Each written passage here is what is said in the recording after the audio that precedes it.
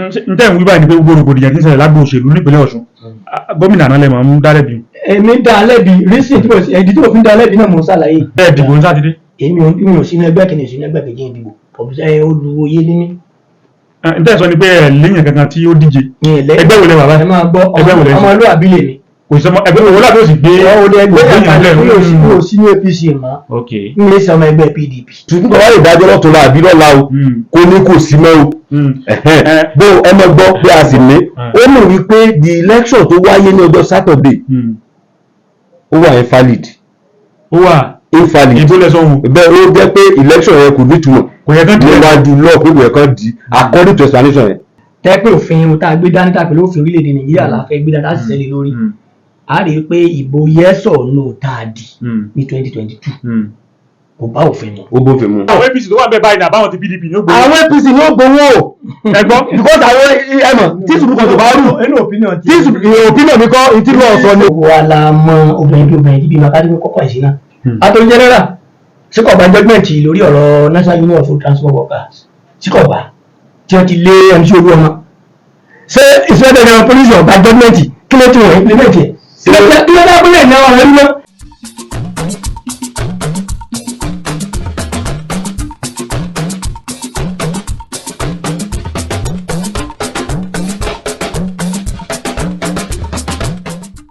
ẹ kú lílà kára alẹ́ rẹ̀ wà láàkérò ọ̀nà bàbá ìrẹ́ ẹni tọ́jọ́ méjì tọ́jọ́ mẹ́ta láti làákìrà ẹni ọmọ Nàìjíríà ẹ̀ mà kú lé ẹ sì káàbọ̀ sórí ètò tá a pè ní lérò tèmi èrò tiyín èrò tí gbogbo wa lè tó yí dálé lórí Mukhtar Abiodun ló kọ tèmi jẹ́ o ajé lọ́gbọ́n ló kọ bàbá tó bí mi lọ́mọ lálẹ́dẹ Òṣogbo èmi ní gbòǹgbò bí àgbà ajókòtà àgbà má ṣe rí fín ọmọ kékeré àbíwá àgbà níkùn lóde tòní àwọn àlejò méjì gbàǹkọ méjì la gbé wá láti jẹ́ kí á mú ọ̀rọ̀ tó ń lọ láwùjọ wa wá torí àǹfààní èmi àtẹ̀yìn àti gbogbo wa náà ni ǹjẹ́ ló kọ alámòjútó ètò yìí mò ń kí wa káàbọ̀ sórí ètò lérò tèmi àlejò mi àkọ́kọ́ n ò ní gbẹ̀rù lọ́wọ́ wọn kí n fi kéegi o ìlú mọ̀ọ́ká ni wọ́n pàápàá jùlọ nípínlẹ̀ Ọ̀ṣun nílẹ̀ Yorùbá àti jákèjádò Nàìjíríà ó kọ wọ́n so lẹ́nu mi gbogbo ẹ bá kí àwọn èèyàn lù ọ̀gá wa ẹ dákọ yín fáwọn èèyàn tó ń gbọ́ wá lé. ẹ ká sọ orúkọ mi ni Honorable Adébánjọ Kamaldeen Ọládépò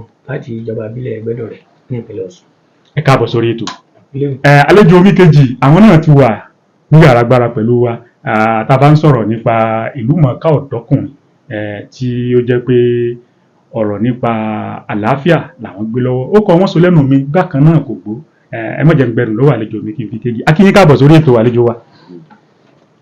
mo kí gbogbo èèyàn ní àyíká yìí tí ẹ bá wà tẹ́tí láǹfààní láti máa gbọ́ wa àbí wò wá orúkọ mi ò yí padà Lamina ní orúkọ mi. ẹ káàbọ̀ sórí ètò. dókítà kò mẹ́. lórí ètò fún tèmi ọ̀rọ̀ tó ń lọ láwùjọ láàgbéyẹ̀wò ẹ bá fi egun òtòlù àti ọgbọ́n àti òye tí Ọlọ́run fún yín láwùjọ ẹ bá fi wò ohun tákọ̀ gbé wò lákọ̀ọ́kọ́ ni pé ẹ já bẹ̀rẹ̀ láti ìpínlẹ̀ Ọ̀ṣun bàbá ní ká wò ó nípínlẹ̀ Ọ̀ṣun lọ́wọ́lọ́wọ́ báyìí a ṣe ìdìbò tán sí ìdìbò ìjọba ìbílẹ̀ nípínlẹ̀ Ọ̀ṣun káàkiri awuyewuye wa ń lọ lọ́pọ̀ tó ń lọ lọ́sì nípa pé ibo gan-an ló yẹ kí ó fì sí bá a ti ń sọ̀rọ̀ lọ́wọ́lọ́wọ́ yìí àwọn ìṣẹ̀lẹ̀ tó ti ṣẹlẹ̀ láìpẹ́ láì jìnnà yìí ó ti má wuyewuye lọ́wọ́ ó ti mẹ́mìí lọ bàbá ní ká wá wò gẹ́gẹ́ bí ọ̀dọ́ ìmọ̀ràn wo gan-an lẹ fẹ́ fún àwọn ọ̀dọ́ nípínlẹ̀ Ọ̀ṣun lọ́wọ́lọ́wọ́ báyìí pàápàá jùlọ àwọn ọ̀dọ́ tí wọ́n ń ṣòṣèlú ní orí tó ń ṣẹlẹ̀ nípínlẹ̀ Ọ̀ṣun ẹ jẹ́ bẹ̀rẹ̀ látọ̀dọ̀ yín Adébánijá. ẹ ṣe olóòtú ẹ ní ẹ̀kan sí mo kí gbogbo ẹ̀yin tí ẹ̀ ń wà ní ìpínlẹ̀ Ọ̀ṣun àti orílẹ̀ Nàìjíríà lápapọ̀ gẹ́gẹ́ bí ọ̀rọ̀ tí ẹ sọ ju gbogbo ẹ̀ lọ àlàáfíà náà ni a máa pèpè fún torí pé ibi tí ó bá ti sí àlàáfíà lè sí ìtẹ̀síwájú ìmọ̀ràn tèmi ó ní wípé ìlú tí ó bá sí òfin ẹ̀ṣẹ̀ ò sí níbẹ̀ o tí èèyàn méjì bá ń ṣe fanfa lórí nǹkan èmi ni mo ní ìwọ kọ́ ló ní èmi ni mo ní ìwọ kọ́ ló ní o rò pé torí ẹ̀ náà ni ìjọba fi ṣàgbékalẹ̀ ilé ẹjọ́ tá a bá dẹ̀ wo àgbékalẹ̀ ilé ẹjọ́ tá a níjọba ṣe náà wọ́n ṣe ní ìpele ni ilé ẹjọ́ tó kéré jù ní tó pọ́wọ́lé àti ní tó ga jùlọ ẹnikẹ́ni tí yóò bá ń wá àlàáfíà tí ó bá rí pé wọ́n fi ẹ̀tọ́ òun dùn bóyá lọ́nà kan àbí èkejì tí ó sì jẹ́ ní tó jẹ́ mọ̀dàrú tó fẹ́ dàlú, ilé ẹjọ́ ni ó gbà lọ. Tó bá délé ẹjọ́ yóò fi táwọn adájọ́ létí nǹkan báyìí ni mo rí o. Tí wọ́n bá dà tí ò bá tẹ́ lọ́rùn, ààyè wà fún láti tẹ̀síwájú. Ilé ẹjọ́ kò tẹ́ mi lọ́rùn. Tá bá tún débẹ̀ náà tí ò bá tẹ́ lọ́rùn, gbogbo agẹ́ bá sì mọ̀ pé ó ibi ẹjọ́ parí sí náà ní ilé ẹjọ́ tó ga jù, Supreme Court. So ẹni tẹ́ bá ti wá gbẹ́jọ́ ẹ̀ débẹ̀ o, ìdí wọn bá ti dá ń bẹ̀ bí ìgbà tí Ọlọ́run wà ló dájọ́ ni, kò sí tẹ́nikẹ́ni fẹ́ ṣe sí wọn. Tù pé ká gbà fọlọ́run lọ. Kọ́dà bọ́ jẹ́ pé ẹni tó láre ni wọ́n ṣe àṣìánú ìdájọ́ ni wọ́n á gbé ẹ̀bí fún, kò sí tó fẹ́ ṣe mọ́. Kọjá ẹni tó lẹ̀ ẹ̀bí ni wọ́n padà gbé àre fún, wọ́n parí bí ọ̀rọ̀ parí sínú. Ṣùgbọ́n tí ẹjọ́ ọ̀bà tí ì débẹ̀ yẹn, kí ẹnikẹ́ni ọmọ mú òfin lọ́wọ́ ara rẹ̀. Ìgbà bó ti yẹ kó rírè, bó ti yẹ kó rírè. Nígbà tá a sì mọ̀ wípé ilé ẹjọ́ ló láṣẹ àti sọ pé báyìí ni ó. Àwọn igun méjèèjì tá à ń wí yìí wọ́n máa ń mú ẹ̀rí wá pé ilé ẹjọ́ ló fún àwọn lágbára, èkejì náà ní ilé ẹjọ́ ló rọ̀ àwọn lágbára. Bó wá ni ẹ ti fẹ́ bá yìnyín náà ni? Gẹ́gẹ́ bí mo ṣe sọ ṣáájú, èmi ò ní ṣe amòfin, mi ò ṣe akọ́ṣẹ́mọṣẹ́ nípasẹ̀ òfin. Àwọn nǹkan kọ̀ọ̀kan tẹ́lẹ̀ rí tá à ń sọ tá a bá ń sọ̀rọ̀ nípa òfin, àgbọ́sọ ni pé àpẹ́ mo súnmọ́ agbẹjọ́rò kan, mo súnmọ́ àwọn kan tí wọ́n mọ̀ pa, tá a sì gbọ́ pẹ̀lú táwọn náà ti rí pẹ̀lú ẹjọ́ tí wọ́n ti ṣe rí. Bóyá tó pé àwọn ṣe wé báyìí lórí mi nígbà tí wọ́n ṣe bí ọyọ oríṣiríṣi, òun ló lè mú orúwa ẹ̀ máa sọ sí bíbẹ̀ ọ̀rọ̀ ọ̀gbẹ́nu tiwa tó ráwọ̀ ẹ̀ ṣe amòfin ní ti ṣàdájọ́. Ṣùgbọ́n nínú ìgbà náà bàtà adáyé náà rí làgbà àti sàbápàdé irú àwọn nǹkan báyìí tó ti ṣẹlẹ̀ tó jẹ́ pé nígbà ń fa lọ fà bọ̀ bó ṣe rí ńlá wá fi lè mọ́ tá a bá là ń dá ẹjọ́ lórí pé ẹni báyìí ló jẹ̀bi àbẹ́ni báyìí ló jàre, bóyá torí àwọn experience tá a ti ní in the past tá a ti ní lórí pa irú ẹ̀ tó ṣẹlẹ̀ nígbà kan bí tí wọ́n yọrí ẹ̀ sí ńlá fi lè mọ́ sí dájú ẹ̀ kọ́kọ́ sẹ́ni tí ó tọ́ sí láti sọ pé lágbájá ló jàre tàbí làkàṣègbè ní ó jẹ̀bi. Ṣùgbọ́n kókó rẹ̀ ni wípé àti eléyìí ní mi mo jàre tòun lè mi mo jàre, nínú àwọn méjèèjì ìjẹ́jọ́ ìsì dé ilé ẹjọ́ tó ga jù. Tí ó bá ti dé ilé ẹjọ́ tó ga jù, kí ló tá àgbàlá fi àlàyé. Èyí tó dá mi lójú ni wípé tá a bá dé ilé ẹjọ́ tó ga jù, á rí ìdájọ́ òdodo ńbẹ̀. Ẹ ṣeun, ẹ jẹ́ lọ sọ́dọ̀ ọ̀gbẹ́ni Lámínà. Tá a bá ní àwò nípínlẹ̀ Ọ̀ṣun, a rí i pé àwọn ọ̀dọ́ náà à ń ránṣẹ́ dé tòrutòru nípínlẹ̀ Ọ̀ṣun ni o àti ní àwọn ìpínlẹ̀ ibòmíì. Ọ̀dọ́ ní sábà máa ń pọ̀ jù níbi héyì ẹ fàdá halẹ̀ ẹ lé wọn ẹ ṣá wọn. Àwọn tá à ń sọ tó ṣẹlẹ̀ tó mẹ́mìí lọ yìí, àwọn ẹ̀mí tó mú lọ ńbẹ̀ àtàwọn irinṣẹ́ tán lò ní o àtàwọn èèyàn tí wọ́n lò tán mú iṣẹ́ ń lọ́wọ́ ni a rí i pé ọ̀dọ́ ló fẹ́ pọ̀ jù nù. Gẹ́gẹ́ bí olùdarí World Institute for Peace kí àlàáfíà ó lè jọba nípínlẹ̀ Ọ̀ṣun àti ní Nàìjíríà, kí lẹ rí sí ká máa rán àwọn ọ̀dọ́ ká máa jíṣẹ́ dé tòrutòru? Àkọ́kọ́ ni pé kò sí olóṣèlú tí ó wù láti dépò kan tí kò ní fẹ́ rán àwọn ọ̀dọ́ níṣẹ́ dé tòrutòru. Kò sí. Tẹ́nìkan bá ní pé kinní kan ìgbàgbé ẹ̀ pé ẹnìkan séǹtì ni àbí kinní kan nínú ọ̀rọ̀ tẹ́ mẹ́nu báyìí, irọ́ ni. Tí ẹni tó bá dẹ̀ ní bóyá irọ́ nìkan tí mo sọ yìí lọ́kàn ara ẹ̀, ẹ̀ pé tẹ́ni tí èèyàn ń parọ́ fún ọba mọ̀, ìyẹn tó ń parọ́ ńkọ́ yóò mọ̀. But ó wá kù sí ọwọ́ ọ̀dọ́ tí wọ́n fẹ́ rán níṣẹ́ dé tòrutòru. Àwọn ìbéèrè kan wà tí ó máa ń jáwọ́ já ẹsẹ̀ níkùn tèmi. Àkọ́kọ́ ò ní pé àwọn ọ̀dọ́ tí wọ́n tẹ̀ ń jáde tí wọ́n ń rán níṣẹ́ burúkú yìí, sáwọn ò ronú pé báwọn ṣe ń lọ yìí ẹ̀mí lè bọ́ ni. Àwọn tó ń rán wọn níṣẹ́ burúkú yìí sáwọn ò bímọ ni àbí sáwọn ò ní ìran nínú ìlú yẹn tí wọ́n lè lò. Ẹlẹ́ẹ̀kejì ni pé ká ti wá lólówó owó kan tí wọ́n gbé kalẹ̀ pé ká lọ fi ṣiṣẹ́ aburú yìí. Ìbéèrè kejì ni pé ṣé àwọn ò kí ń rò pé báwọn ṣe ń lọ yìí owó agbófinró lè tẹ àwọn? Tọ́wọ́ agbófinró bá tẹ àwọn, owó táwọn ẹni yìí ti fún wọn yìí wọ́n lè mọ́ rí mọ́. Another question tún ni wípé ṣé wọn rò pé báwọn ṣe ń lọ yẹn táwọn mú nǹkan ìjà lóró dání, àwọn táwọn lọ bá pàdé ó ṣeé ṣe kípa tí wọ́n le ju tàwọn lọ àbí káwọn tiẹ̀ jábọ́ lójú ìjà. Ǹjẹ́ sọ ni pé àìláròjinlẹ̀ àwọn ọ̀dọ́ ló jẹ́ mọ́ ìjẹ́ bẹ́ẹ̀ ni àbí bẹ́sẹ̀ ń lọ yẹn tán kò nǹkan ìjà dání àwọn agbófinró pàdé wọn àbí wọ́n ti pa àwọn agbófinró sí àkíyèsí pé nǹkan báyìí ń lọ àwọn agbófinró wá débẹ̀. Tí wọ́n ti rò pé bóyá tí ò bá jẹ́ pé agbófinró yìn wọ́n ó yìnbọn sí wọn direct ṣé wọn mọ ganan pé ní àsìta àbọn ni ó ti ẹ̀ lè bá wọn káwọn dẹ̀ gbàbẹ̀ lọ. ìbéèrè míì tún ni pé sáwọn òru ni pé ìyá kan ló sì bí àwọn sínú ìyá àwọn ti ẹ̀dùn kí ẹ̀mí àwọn bọ́lẹ̀ àbí káwọn kán lápá àbí káwọn fọ́ lójú. So ó kù sí ọwọ́ ọ̀dọ́ láti mọ ronú wípé àwa náà ní láti wá nǹkan gidi ṣe. Lóòótọ́ a mọ̀ di ẹ̀bi ru poverty, the abject poverty ní society gbogbo wa ló kọ̀ sí. Ṣùgbọ́n most of àwọn tí wọ́n di táǹkì olóṣèlú tó dèèyàn lálẹ́ ni tẹ́ ẹ bá lọ wo ìgbésí ayé ẹlòmíì láti lè wá omi gan sápò lérò bàbá rẹ̀ ni ó dẹ̀ lọ tún ara ìbí. So àwa náà gbọ́ta jẹ́gbà gbọ́dọ̀ lè ronú jinlẹ̀ dáadáa pé àwọn pípù yìí ṣé wọn bímọ ni dẹ̀rí sáwọn náà sáàfẹ́ jẹ́yàn ní tó wà kẹ́mi wá bọ́ lọ́jọ́ àìpé ni. So ọ̀dọ́ ló gbọ́dọ̀ ronú jinlẹ̀ pé kí ló fẹ́ fi gbèsè ayé òun. Ẹ ṣeun, ẹ jẹ́ n padà sọ́dọ̀ bàbá wa Dábánijà. Tábà ní ká wá wò ó ká lọ síbi òṣèlú gangan nípínlẹ̀ Ọ̀ṣun báyìí. Ọmọ ìyá, ọmọ bàbá, ọmọlúàbí ló pọ̀ jù nínú wa, mọ̀lẹ́bí kan náà. Ǹjẹ́ ó yẹ kí ọ̀rọ̀ òṣèlú ó máa dá ìpínyà sí wa láàrin débi tí ó máa débi pé à ń para wa? Ìyẹn àkọ́kọ́. Ẹ̀kejì ni pé bàbá ní ká fojú wò lọ́wọ́lọ́wọ́ tá à ń sọ̀rọ̀ yìí níjọba àbílẹ̀ kọ̀ọ̀kan nípínlẹ̀ Ọ̀ṣun. Àwọn ọmọ ẹgbẹ́ APC tí ilé ẹjọ́ kọ́kọ́ ní kí wọ́n máa lọlé, wọ́n ní ilé ẹjọ́ kò tẹ́milọ́rùn ti ní káwọn ó padà. Àwọn ẹgbẹ́ PDP wọ́n búra fún wọn níjẹ̀ẹ́ lóyè wípé àwọn ni ó wọlé. Gómìnà Adeleke wá sọ̀rọ̀ kan, ó ní ẹ má tí ì lọ káńsù ìfẹ́ kíjà ó ṣẹlẹ̀ nípínlẹ̀ Ọ̀ṣun.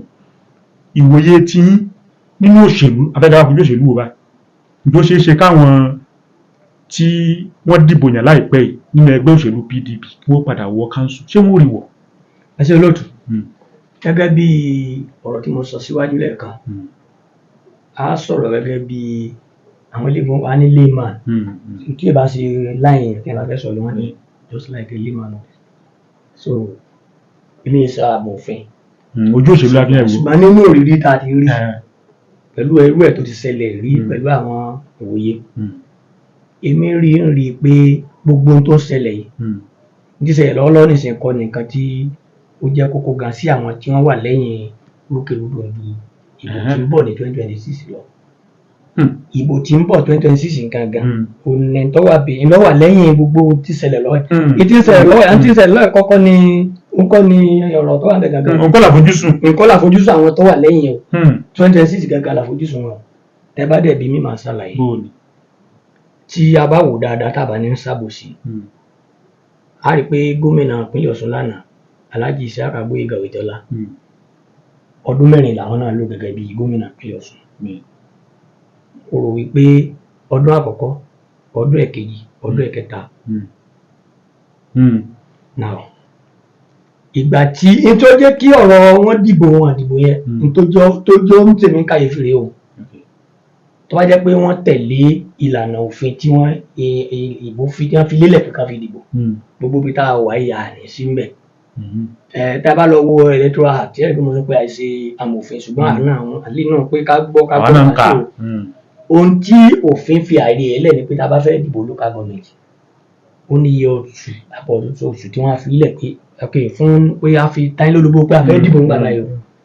Tá a bá wá ṣàkíyèsí ìbò tí ó fa wuyewuye tí wọ́n sọ̀rọ̀ yìí, a rí i pé tá a bá ní ṣàbòsí lẹ́yìn ìgbà tí Alhaji Isiaq Agboyega Oyetola tí wọ́n dìbò tí wọ́n fẹ̀yìn bẹ̀lẹ̀ òun ni wọ́n sáré lọ ṣètò ìdìbò sí ìjọba àbílẹ̀ o. Torí ń tá àmọ́ láàmà pé kí n ṣe gbà á ti mọ̀ pé ó ní òsì lọ́wọ́ ẹ̀ o. Bí wọ́n bá dẹ̀ wí yóò bí ẹ̀ wí ọ̀run lá lọ káwọn wulẹ̀ ṣàbòsí pé bóyá níbo ni wàhálà ti ṣẹlẹ̀. Ká wí pé kó tó dìgbà yẹn tí òfin sọ ni pé 365 days notice lọ́dún kan. Electoral act àti sọnù àwọn tí wọ́n mòfin náà rẹ̀ sọ. Wọ́n ti wá kùnà, wọ́n ti lọ ilé ẹjọ́ ti ní ọkú, wọ́n tún wá náà padà. N tẹ́ ń wí báyìí ni pé gbogbo rògbòdìyàn tí ń ṣẹlẹ̀ lágbo òṣèlú nípínlẹ̀ Ọ̀ṣun gómìnà náà lẹ́mọ̀ ń dá lẹ́bi. Èmi dá lẹ́bi rísì tí mo fi ń dá lẹ́bi náà mo ń ṣàlàyé torí pé gbogbo àìsàn gbogbo ẹ̀ṣẹ̀ ni. Tó bá yẹ pé wọ́n tẹ̀lé ìlànà àlàkalẹ̀ àgbékalẹ̀ ètò ìdìbò sí ìjọba àbílẹ̀ tí wọ́n bá tẹ̀lé kò sí ń tàn. Ìtàn wá di tó dá wuyewuye lẹ́yìn ṣé wọ́n tẹ̀lé ìlànà ìdìbò. Tí n bá ní ṣàbòsí àwọn ilé ìfọ́lò ìlànà torí látọdún tó lọ February ìyẹn ti fi notice wọ́n fà yọ ọdún kan yẹn lẹ̀. wọ́n fi ilé gbogbo alámọ̀ ó wà ń bẹ̀ ó wà tẹ́ tó bá fẹ́ jiyàn lé lọ gọ́gùn. ṣé ìdìbò ní sátidé. èmi ò sínú ẹgbẹ́ kìíní sínú ẹgbẹ́ kejì ìdìbò ọ̀bùsẹ̀ olùwòye ní mí. n tẹ́ sọ ni pé ẹ léyìn kankan tí ó díje ẹgbẹ́ wo lẹ bàbá ẹ máa gbọ́ ẹgbẹ́ wo lẹ ọmọlúwàbí lè mi. kò sí ẹgbẹ́ wo láti ó sì gbé ẹgbẹ́ kankan mi ò sínú APC mọ́ mi ò sí ọmọ ẹgbẹ́ PDP. njẹ́ òjò jáde dìbò. njẹ́ òjò ló ń bọ̀ jáde ń tọ́ yẹ bí olùwòye pé gẹ́gẹ́ lóye ká lọ́wọ́ tó ṣẹlẹ̀ ká ní nǹkan sọ ló gbé mi jáde. kí n tó wá béèrè pé kí ni ọ̀nà àbáyọ tó yàn wọlé ìpínpín solution ẹ jẹ́ n lọ sọ́dọ̀ ọ̀gbẹ́ni Lamina ẹ jẹ́ n bẹ̀rẹ̀ báyìí pé ṣé ẹ dìbò sátidé tó kọjá. mi ò dìbò. ẹ dìbò ṣé ò sí. mi ò dì náà ni. ẹ dì náà ni torí ẹ lẹni tí ń díje lẹ́tẹ̀lẹ́. mi ò tiẹ̀ dìbò méjì ni. ọ̀gbẹ́ni Adébánìjà ní ibi rògbòdìyàn yìí ibi tó ti wọ́ wá wọ́n lámùpẹ̀ ẹ̀wẹ̀ wọn ní òkèlè ẹ̀wẹ̀ ìwòsàlẹ̀ wọ́n ní ìjọba àná ni lọ́sùn tí Alhaji Boyèkọ̀ Oyètọ́lá tí wọ́n jẹ́ gómìnà pé àwọn náà ti kọ́kọ́ náà ṣe bákan ló jẹ́ kó rí báyìí kí wọ́n bi léèrè báyìí pé ṣé ní ìpínlẹ̀ Ọ̀ṣun lọ́wọ́lọ́wọ́ báyìí àwọn alága ìjọba ìbílẹ̀ tí wọ́n búra fún lọ́jọ́ láìpẹ́ yìí tí wọ́n ṣẹ̀ dìbò tán ṣé wọ́n padà wọ káńsù báyìí. wẹ́ àkọ́kọ́ ni pé èmi ò kí ń ṣe lọ́ọ̀yà ẹlẹ́ẹ̀kejì mi ò kí ń ṣe adájọ́ bọ́ tó dájú ni pé mo mọ̀wé kà bí mo sì máa kọ and mo dẹ̀ mo jẹ́ ẹ̀kọ́ pé mo ń kà nípa òfin dáadáa jẹ́ pé tí ẹni iṣu bá ṣẹlẹ̀ tó bá gbé wá tó bá jẹ́ bí human rights case àbí any other cases tó ní ṣe pẹ̀lú bóyá mediation àbí alternative dispute resolution tó bá dènà òfin la máa ń lò àdè láwọn lawyers tán tó wá sọ́nà náà ó mì pé màá ti ní ẹ̀kọ́ bí méjì mẹ́ta náà kọ́ nínú nǹkan tó ń jẹ́ òfin. gẹ́gẹ́ bí tẹ́ bá rántí pé gọ́vnọ̀ wa nípínlẹ̀ Ọ̀ṣun wọ́n ṣe press conference kan of recent wọ́n pè wípé kí attorney general of the federation nínú statement yẹn pé kó ṣe àlàyé kó bá wa ṣàlàyé fún ìpínlẹ̀ Ọ̀ṣun ẹjọ́ yẹn that is one. ẹlẹ́ẹ̀kejì Honorable Bámidélé Salam tí wọ́n represent Ẹgbẹ́dọ̀rẹ́ Èjìgbò àbí Ẹgbẹ́dọ̀rẹ́ Èjìgbò ní House of Representatives àwọn náà establish same nínú House of ní chamber ní House of Rep nínú course táwọn náà made òní wípé kí attorney general kó interpret judgement yẹn fídíò yẹn wà ní senate wọ́n sì interpret ẹ̀ wọ́n send yẹn. ó mì pé everybody believe pé attorney general is the chief of law in the country ó dẹ̀ máa mọ èwo ni ó tọ́ yes bọ̀ nígbà tí attorney general tó padà ṣe analysis ẹ̀ ó jẹ́ kó yé wa wípé a sì ní alága ní ìpínlẹ̀ Ọ̀ṣun tó exist according to the judgement the court of appeal pé alálága ó sọ níbẹ̀ pé ní further nínú paragraph kan pé ó dẹ̀ di October 2025 kí tẹ́nà alága yẹn kó tó parí say get me according to explanation nípa judgement yẹn and adẹ̀mọ̀ wípé there is something tí wọ́n máa ń pè ní contempt of court pé tí ẹjọ́ bá dájọ́ tó bá tẹ́ńbẹ́lú ẹjọ́ bí ẹ bá tẹ́ńbẹ́lú ẹ̀ ẹ̀ṣẹ̀ tó le tó nípọn òun ni so ìyẹn lórí ẹ̀ ó mọ̀ pé nínú ìgbòye tèmi pẹ̀lú analysis tó jẹ́ chief of law ní country yìí attorney general ó mọ̀ pé a sì ní alága nípínlẹ̀ Ọ̀ṣun tán exist tó jẹ́ elected chairman tó jẹ́ pé tí supreme court wá lè dájọ́ lọ́tún la àbí lọ́la o kò ní kò sí mọ́ o bó ẹ mọ̀ gbọ́ pé a sì ní ó mọ̀ wípé the election tó wáyé ní ọjọ́ Saturday ó wà invalid ìbò lẹ́sọ̀hún bẹ́ẹ̀ ó jẹ́ pé election yẹn kò nítumọ̀ kò yẹ kán di níwájú lọ́ọ̀ pé kò yẹ kán di according to explanation yẹn. àkókò tí mo rí dìmú ní ọ̀rọ̀ yín báyìí ẹni ìbò tán dì ní sátidé pé kò yẹ kán di ẹ tún wá ní àwọn ilé ẹjọ́ tí wọ́n ń dá ó dàbí ẹni pé ń kọ́ lura wọn kí ẹjọ́ wá bí léèrè báyìí pé ọ̀nà wo gan-an ni òfin yẹ kán dìbò ọ̀hún ó lẹ́ ń ṣàlàyé. ìrísí ìjọba ẹ̀fẹ́ dìbò lélẹ̀ ìnáwó ẹ̀bí sí. gómìnà ìpínlẹ̀ Ọ̀ṣun àti ìjọba tó sọ ní èmi ni màá náwó ẹ̀bí sí. reason lélẹ̀ we have 3 arms of government we have executive we have judiciary and we have legislature. tí executive bá ń ṣe iṣẹ́ tó bá fẹ́ kó nítumọ̀ tó bá ti débi tó yẹ kí àwọn legislative arm tó yẹ kán ti dá sí wọ́n gbọ́dọ̀ fún wọn ní chance ìyẹn àwọn aṣòfin ká mójútó tó bá débi tó yẹ kí judiciary ti dá sí. And let me tell you something, the last hope of common man is the judiciary. Ìjọba bá gba ìyá ẹnìkan ní ìdájọ́ fún abẹ́ ẹnìkan lẹ́nu jòrí táwọn express ni pé kíjọba ìgbà wáyé tó bá ti mẹ́lẹ̀. Ìjọba ìpínlẹ̀ Ọ̀ṣun wá sọ wípé ilé ẹjọ́ kí ọgbọ́n dìbò. Òun ni mò ń bọ̀ yìí. So and gbogbo kan ló ní sísẹ̀ tẹ̀lé judiciary wọ́n ní bí wọ́n sọ lẹ́ẹ̀kan wọ́n ní a ní ilé ẹjọ́ kékeré a ní òjò kan ó lé a ní òjò ga jùlọ. Ó lè pé ilé ẹjọ́ kékeré ilé ẹjọ́ tó jùlọ ó lè dájọ́ yóò cancel dídẹ òun ò lè challenge ilé ẹjọ́ tó ga jùlọ. Appeal court wọ́n bí láwọn challenge the Supreme Court. So àwọn àgbà ẹ̀bí ru adájọ́ tó dá ẹjọ́ ní lower court nípínlẹ̀ Ọ̀ṣun ó fà ọ́ against the ruling of ìfẹ́dájọ́ Jímọ̀ pé court of appeal ìdìbò sátidé against state high court ó dájọ́ against the court of appeal. ẹ̀rí pé ẹnikẹ́ni ní sọ̀rọ̀ bá ẹjọ́ ilé ṣàtẹ́dájọ́ ìjọba ìdè pé wọ́n dájọ́ tako appeal court wọ́n dájọ́ tó tako appeal court. ẹ̀ṣá wò. ẹjọ́ tí wọ́n ṣe ní Iléṣà kò dájọ́ tako appeal court rárá.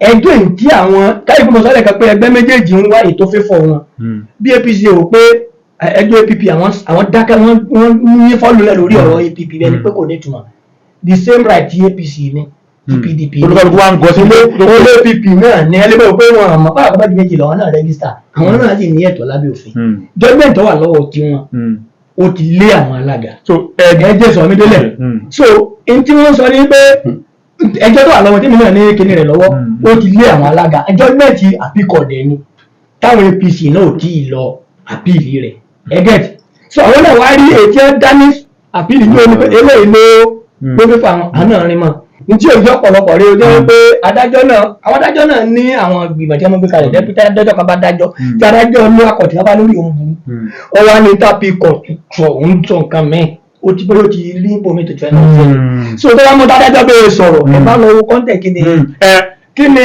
kọ́ńtẹ̀ tí ó dá. ọmọ Nàìjíríà lérò tèmi náà lètò tó sì ń lọ lọ́wọ́ lórí afẹ́fẹ́ ẹjá tó dìbò jọlọ ká jíṣẹ́ kan àbí méjì tí wọ́n rán wa bá bá padà dé ètò ń tẹ̀ síwájú.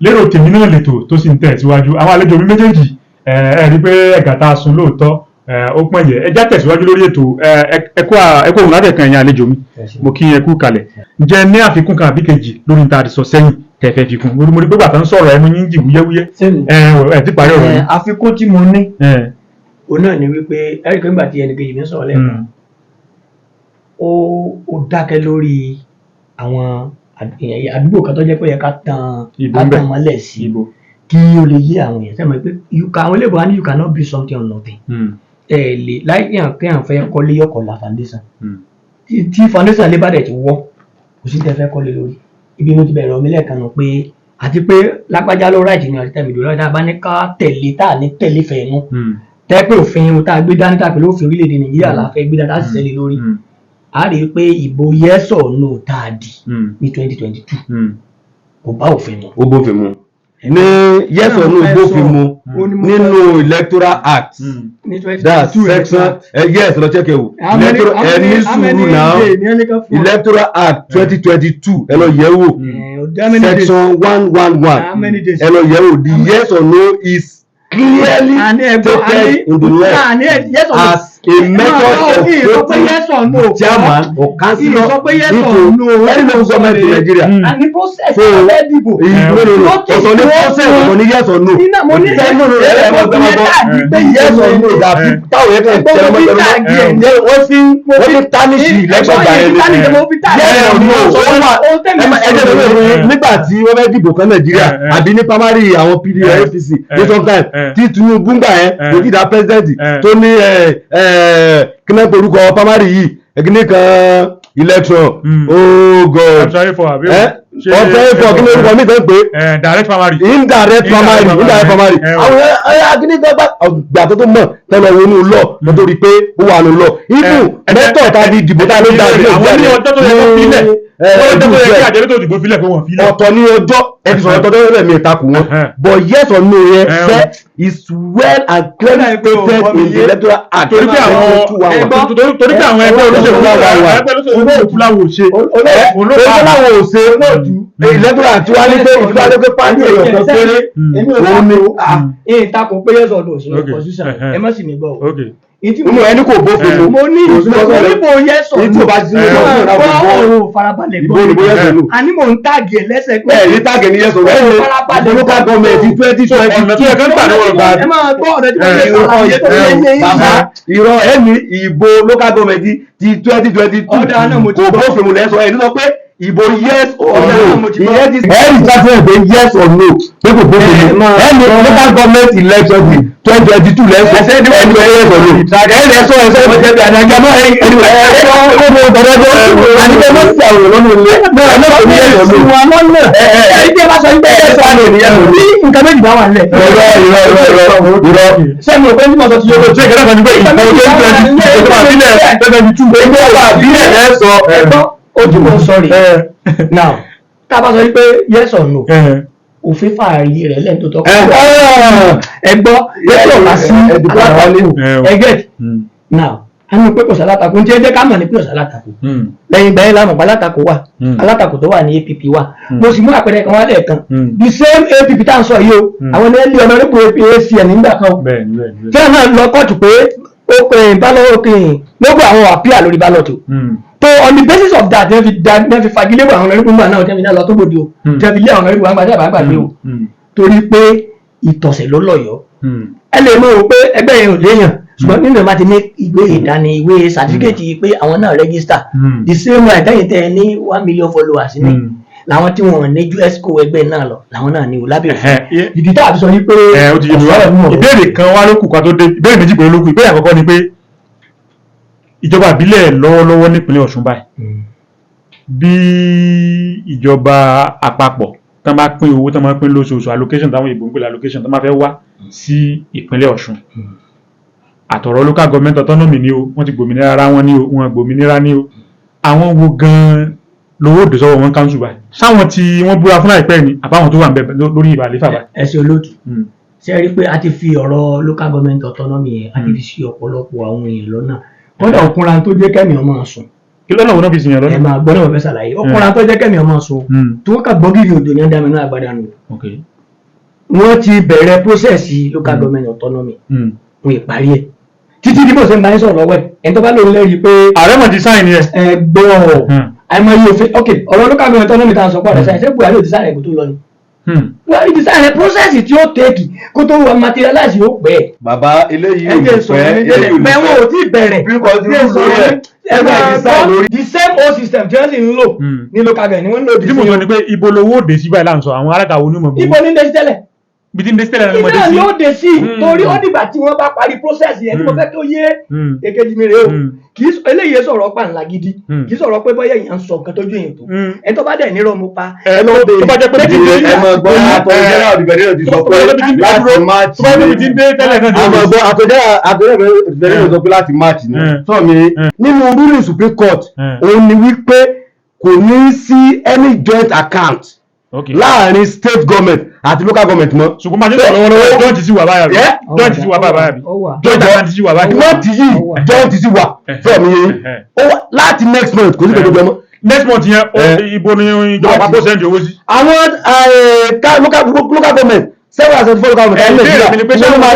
àwọn APC tó wà bẹ́ẹ̀ báyìí ní àbáwọn ti PDP ní ó gbowó. àwọn APC ní ó gbowó ẹ̀gbọ́n because àwọn ẹ̀mọ̀ tí Supreme Court bá rù tí opinion mi kọ́ ìtìlú ọ̀sán ni ilé ẹjọ́ ló ga jùlọ ẹ̀yin náà ti sọ́ọ̀mù sí ìjọba ga jùlọ lọ́wọ́ báyìí the recognized chairman the recognized local government chairman in Ọ̀ṣun as far as law is concerned àwọn APC ni ẹsẹ̀ ẹ̀yin lágbára ju akọ́nìtẹ́lẹ̀ àlọ́ ẹ̀yin ló akọ́nìtẹ́lẹ̀ àlọ́ ọ́ní Supreme Court. ẹ̀jẹ̀ bẹ̀rẹ̀ látọ̀dọ̀ yín gbogbo rògbòdìyàn yìí ọ̀rọ̀ ìjọba àbílẹ̀ ní autonomy ní allocation ó dé ní àgbàkáṣù kí lọ́nà àbáyọ. bóyá ilé òṣèlú bóyá ló fi ní bóyá ní ọmọ náà lójú. nígbà mo bẹ̀rẹ̀ wọlé kan ilé bá ń jó sásìwèrè yẹn bá ń lajú àgbàrá sẹ́wọ̀n kó takò lákàrí ó tí ọba gbàbẹ̀ lọ́bẹ̀ ní ọgbà bọ̀ torí orí tẹ̀sí ń pa náà léwu tí iná bá padà kú tó mi ọba rí ibi sọ̀rọ̀ inú ọ̀pàlẹ̀ yóò padà sink. ọ̀rọ̀ àgbà. ibi ló ti bẹ̀rẹ̀ ronú. kí lọ́nà àbáyọ. wọ́n yá èèyàn fẹ́ o àbẹ́yẹn kọ̀ ẹgẹ́tì téèyàn méjì bá ń fa nǹkan gbogbo alamọ̀ ìpínlẹ̀ ẹjọ́ tó ga jù Nàìjíríà ló ní Supreme Court ẹ̀bùn ló ti bẹ̀rẹ̀ ọ̀mí náà nígbà àtọ̀tọ̀ àtòsí tí ọ̀rọ̀ bá rújú ẹ padà lọ Supreme Court wọ́n wá interpret ẹ̀ lọ́nà tí Supreme Court lọ bá sọ ọ̀rọ̀ ó ní anybody ò ní kàkà sí wọn tápì kọ bá sọ ẹnìkejì tó ń sọ̀rọ̀ pa pé Anthony General gbogbo wa la mọ obìnrin bíi makadimi kọ́kọ́ ẹ̀sìn náà Anthony General tí kò bá judgement lórí ọ̀rọ̀ National Union of Road Transport Workers tí kò bá tí wọ́n ti lé ẹni tí olú ọmọ ṣé ìṣẹ́dẹ̀ ìjọba polisi ọ̀gá judgement kí ló ti wọ̀n implement ẹ̀ kí ló dá bóyá ìnáwó àwọn ẹni náà ṣe ẹni Nàìjíríà tó fẹ́ sọ̀rọ̀ tí mo ní ọ̀pọ̀ ìpínlẹ̀ sọ̀rọ̀ tẹ́lẹ̀ ẹni ṣùgbọ́n ẹmọ́kọ́ ti náà sọ̀rọ̀ ẹ̀mọ́ ọ̀gbọ̀n orí tí fi láwọn bàbá orí ká bí sí ìtàwó rẹ̀ orí tí náà sọ̀rọ̀ yìí mẹ́rin ẹ̀ẹ́sẹ́ ń bẹ̀rù sórí ọmọ òtún àwọn tó kò lẹ́jọ́ àjọ tí àtàwọn bàrú wà ní ìpínlẹ̀ tó ṣe ọmọ torí ẹrú lọ̀rọ̀ máa ń sá ni ibi mo ti fẹ́ gbé ọ̀rọ̀ mi tí mo fẹ́ àyọ̀mẹ̀ ni pé àfikún lọ sàn lórílẹ̀-èdè Nàìjíríà yìí ibi tí à ń bá a lọ pẹ̀lú ìjọba tí ó wà lókè báyìí nìsín wọ́n ti jẹ́ kó wà débi pé ẹnikẹ́ni tí ó bá ti ní nǹkan ṣe pẹ̀lú ààrẹ báyìí ààrẹ kọ́ra bá rí ìdájọ́ òdodo wọn ní tẹ̀lé.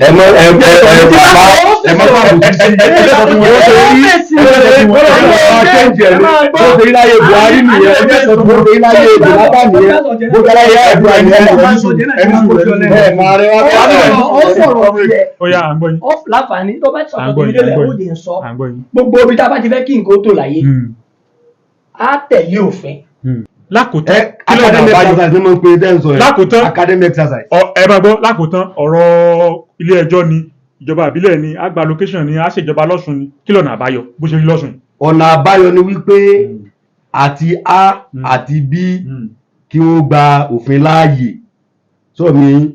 àwọn méjì tó kófin náà làwọn tẹ̀lé. ẹni sùúrù kí wọ́n má fi tiwọn da omi àlàáfíà ìpínlẹ̀ Ọ̀ṣun rú àwọn èèyàn ti lùsẹ̀mí wọn àwọn kan ti papòdà nítorí nǹkan tá à ń sọ yìí àwọn kan wà lórí ìdùbúlẹ̀ àìsàn tí wọ́n ń jẹ̀rora àdá àbí àkínánsá wọn báwọn tán náà àwọn mọ̀lẹ́bí kan wọ́n ti lùsà àwọn èèyàn wọn ó ní pé ẹni bá mọ̀ kó ń sábùsí lórí nǹkan tó wà nílẹ̀ yìí kí wọ́n ro ọjọ́ ọ̀la èmi ò ní sọ̀jú báyìí. kí wọ́n tó wá àwọn ní kí wọ́n lọ sí appeal kan lọ Supreme ká tó wá lọ kí Supreme tó wá dájọ́ ká tó fẹ́ ẹnu ẹ̀ gbóná ṣé bí ó ṣe rí náà ni pátápátá bí oṣù mẹ́ta náà ni. bí oṣù mẹ́ta ni láàrin oṣù mẹ́tẹ̀ẹ̀ta àwọn ìjọba alága APC kan wà ní council mọ́ṣẹ́ wà alága PDP kan wà nílé.